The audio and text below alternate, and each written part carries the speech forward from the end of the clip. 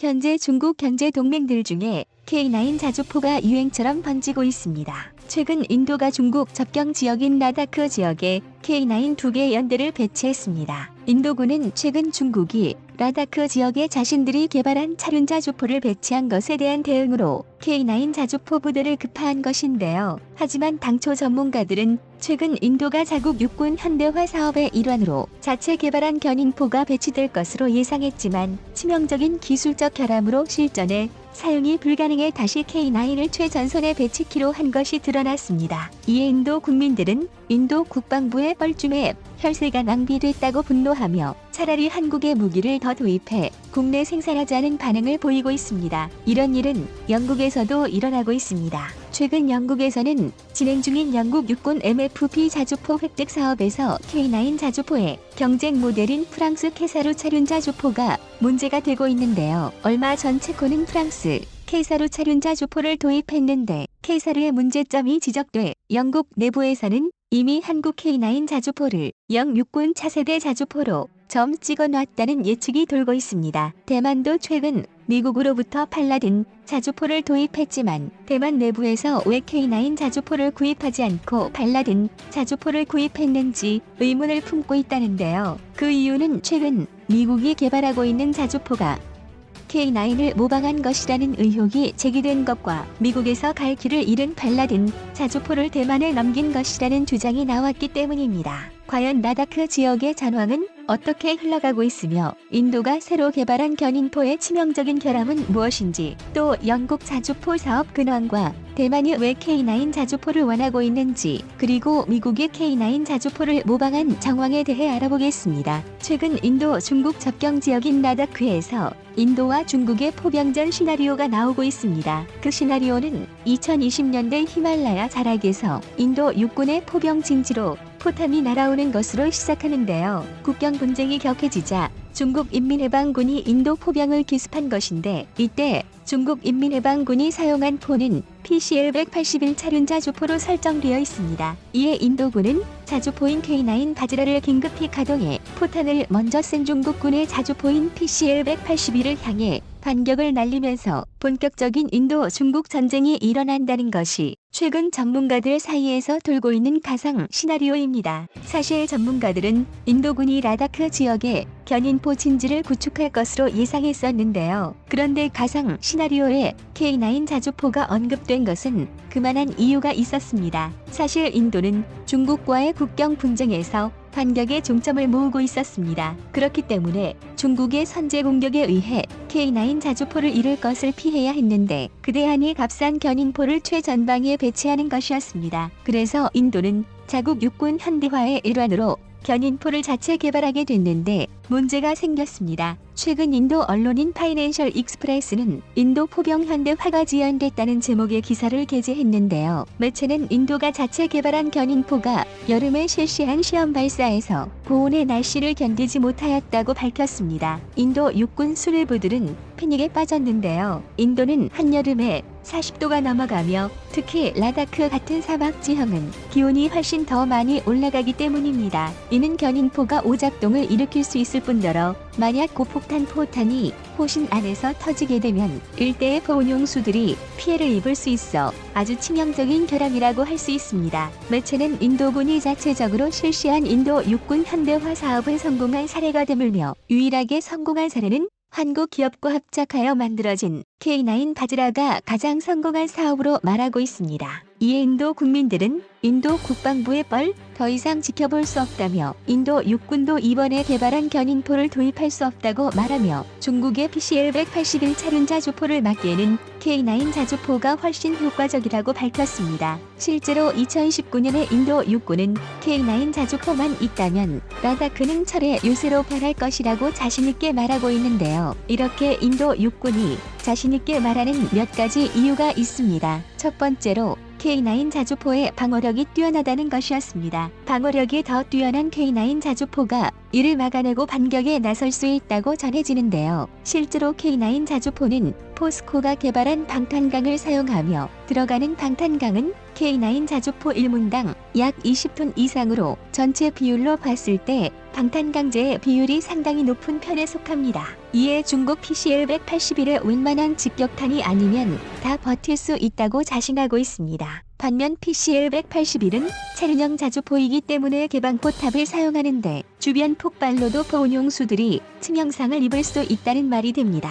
두 번째는 K9 자주포는 적은 수로도 다수의 PCL-181을 상대할 수 있는데요. 이 둘은 연사에서 큰 차이를 보이고 있는데 K9 자주포는 분당 6에서 8발을 사격할 수 있고 PCL-181은 분당 4에서 6발의 사격이 가능합니다. 특히 K9 자주포는 수가 적어도 TOT 사격으로 PCL-181과 대등하게 싸울 수 있다고 말하고 있습니다. 마지막 이유는 실전 경험인데요. 과거 인도군은 파키스탄과 맞붙었을 때 K9 자주포로 PCL-181 차륜 자주포의 수출용 버전인 SH-15와 싸워 이긴 전력이 있었습니다. 2019년 파키스탄군은 중국산 SH-15 자주포 36문으로 인도군을 공격했는데 인도는 K9 10문으로 맞서 대승을 거뒀습니다. 인도 포병들을 이미 한 차례 대승한 경험 있는 반면 중국 포병은 파키스탄 대리전으로 실전 경험이 전무합니다. 그래서 인도 육군은 중국의 물량 공세에도 전혀 기죽지 않고 자신들의 국경을 지킬 수 있는 것인데요. 이에 중국이 대놓고 한국을 비난하고 있는 상황입니다. 이런 중국의 반응에 인도 국민들은 매번 실패하는 자체 개발은 접어두고 차라리 한국의 무기들을 현지 생산해서 쓰자는 반응을 보이고 있습니다. 이는 영국도 마찬가지입니다. 최근 영국은 영육군 MFP 자주포 획득 사업을 통해 자국의 노후화된 자주포를 최신의 자주포로 교체하려는 노력을 보이고 있습니다.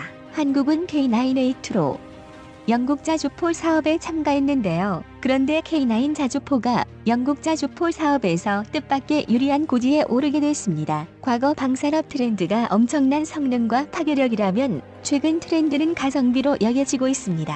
그래서 영국도 이번 자주포 사업에서 제1 조건을 가성비로 정했다고 알려져 있는데요. 영국 자주포 사업에 참가한 후보들은 K9 자주포와 독일 KMW의 PZH-2000, 독일 라인메탈의 스웨덴의 아츠 그리고 프랑스의 캐사르입니다. 이 중에 성능만 따진다면 독일 KMW의 PZH-2000이 유력하나 가격이 180억 원 선으로 가성비 면에서는 많이 떨어진다는 평가를 받고 있습니다. 그래서 가성비 후보군으로는 한국의 K9 자주포와 프랑스의 캐사르가 지목됐는데요. K9 자주포는 궤도형 자주포 중에 가성비 갑으로 분류되며 프랑스 캐사르는 차륜형 자주포 중에서 가성비 자주포로 떠올랐습니다. 그런데 최근 체코에서 캐사르 자주포를 도입할 때의 가격이 논란이 되고 있습니다. 얼마 전 체코는 프랑스로부터 캐사르 자주포를 총 52문을 도입했는데 그 비용이 4,579억 8천만 원으로 한 문당 약 80억 원에 책정된 것입니다. 이는 궤도형인 K9 자주포가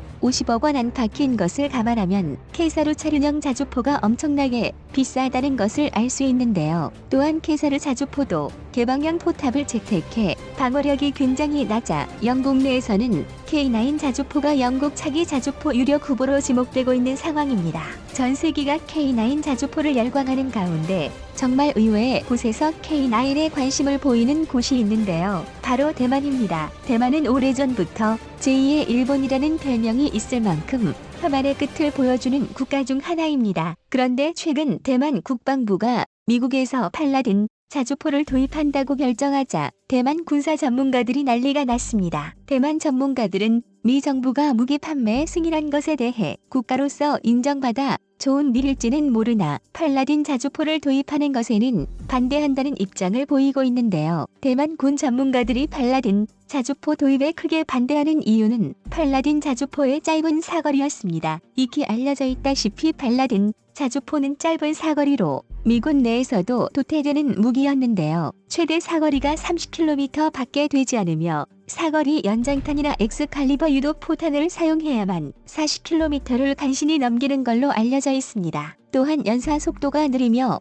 초탄 발사까지 60초가 걸린다는 것도 큰 단점으로 작용하고 있습니다. 이에 대만 전문가들은 팔라딘 자주포로는 중국의 상륙군을 막을 수 없다고 비판하고 있는데요. 그러면서 얼마 전 한국의 국군의 날 행사를 언급하며 그때 선보인 K9 자주포는 세계 인류급 자주포였다고 대만 언론이 칭찬하고 나섰습니다. 미국도 자국의 팔라딘 자주포를 대만에 급매하며 차세대 자주포 개발에 총력을 기울이고 있는데 전문가들은 미국의 신형 자주포가 한국의 K9 자주포를 모방했다고 말하고 있습니다. 미국의 차세대 사거리 연장 자주포, 일명 ERCA라고 불리는 이 자주포의 별명은 아이언 썬더인데요. 전문가들은 ERCA 외형에서 K9 자주포의 모습을 많이 볼 수 있으며 특히 요즘 한국이 궤도형 전차에 채택하고 있는 고무궤도도 달려있는 것을 확인할 수 있습니다. 다만 다른 점이 있다는 것은 길이 9m에 이르는 XM907 58 구경장 화포를 탑재하여 XM113 신형 포탄을 사용하면